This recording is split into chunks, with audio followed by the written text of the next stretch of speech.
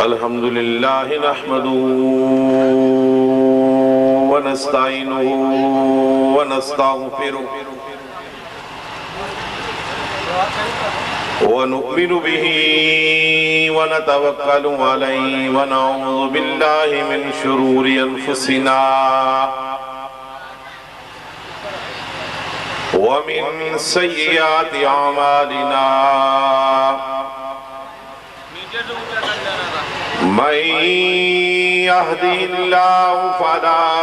مضل له ومن يضلله فلا هادي له ونشهد أن لا إله إلا الله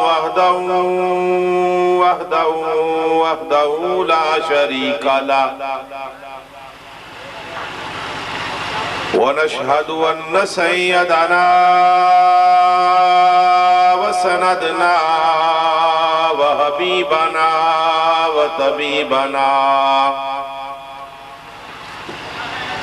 وطبيب قلوبنا وشفاءنا وشفيعنا وصدورنا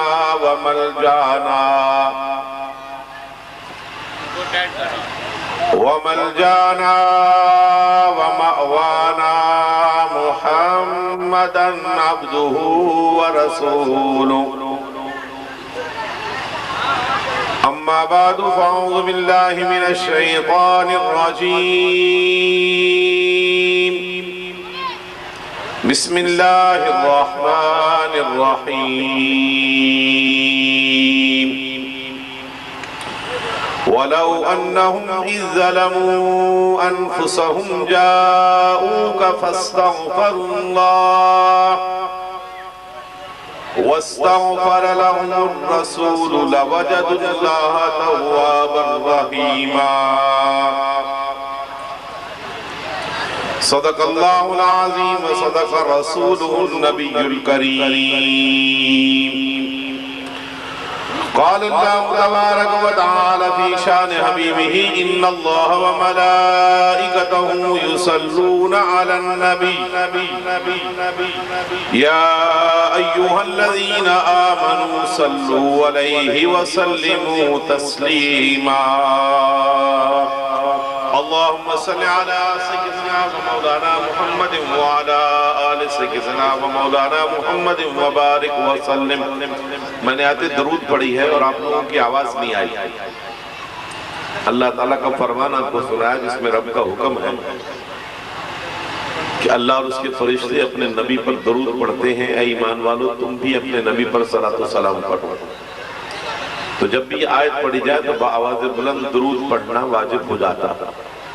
لہذا تمام اہل ایمان سنی مسلمان جو ایمان اور عقیدہ رکھتے ہیں کہ ہمارا درود آقا کریم صلی اللہ علیہ وسلم سنتے بھی ہیں آپ کی بارگاہ تک پہنچتا بھی ہے وہ پڑھیں اور جس کا عقیدہ نہیں ہے بے شک وہ نہ پڑھیں لہذا تمام احباب بآواز بلند میرے ساتھ مل کر بائک زبان ہو کر عدیہ درود و سلام پیش فرمائیں الصلاة والسلام علیکہ یا رسول اللہ الصلاة والسلام علیکہ یا حبیب اللہ الصلاة والسلام علیکہ یا رحمة للعالمین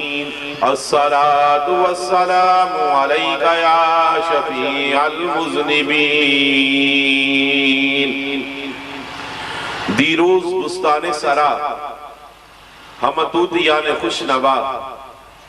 پڑھتی تھی نعت مصطفیٰ بلغ العلا بکمالہ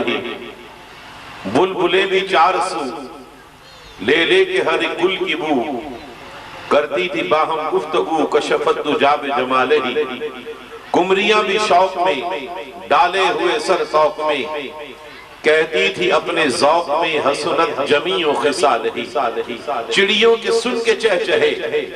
انسان بھلا کیوں چپ رہے لازم ہے اس کو یوں کہے صلو علیہ وآلہ صلو علیہ وآلہ حمد و صلاة کے بعد نہایت عزت و احترام کے لائق معزز و محترم مہمانان گرامی اور بہت ہی محبتوں کے لائق سامعین و حاضرین، اللہ تعالیٰ کا فضل و کرم اور احسان و انعام ہے کہ آج ہم اس کے محبوب پاک صاحب الاولاد صلی اللہ علیہ وآلہ وسلم کے حضور اپنی محبتوں کا نذرانہ پیش کرنے کے لیے اس محفل پاک حاضر بلند سبحان اللہ کی صدا، اور جب کوئی بات اچھی لگے تو کبھی نعرہ تکبیر نعرہ رسالت بلند کر کے اپنے جذبات کا اظہار کرتے رہیں، تاکہ میں یہ جانتا رہوں کہ آپ جاگ رہے ہیں اور میری بات سمجھ رہے ہیں۔ بصورت دیگر میں سمجھوں گا کہ بس میں بول رہا ہوں اور آپ لوگ سوئے ہوئے ہیں یا میری بات سمجھ نہیں رہے۔ میں وعدے کے مطابق اپنا ٹائم تو پورا کر لوں گا، لیکن لطف آتا ہے کہ جب دونوں طرف سے جذبات کا اظہار کیا جائے۔ وہ کہا جاتا ہے کہ تالی دونوں ہاتھوں سے بجتی ہے۔ تو ہم نے ان نوجوانوں کی اس محفل کو اس انداز میں کامیاب کرنا ہے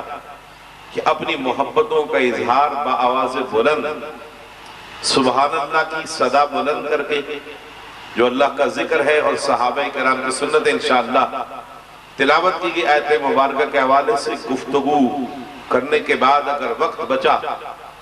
تو اس عنوان پر بھی ہم گفتگو کریں گے کہ صحابہ کرام سرکار کی محفل میلاد اسی طرح منعقد کرتے تھے اور وہ اپنی اس محفل میں کیا کیا کرتے اور ہم کیا کرتے ہیں۔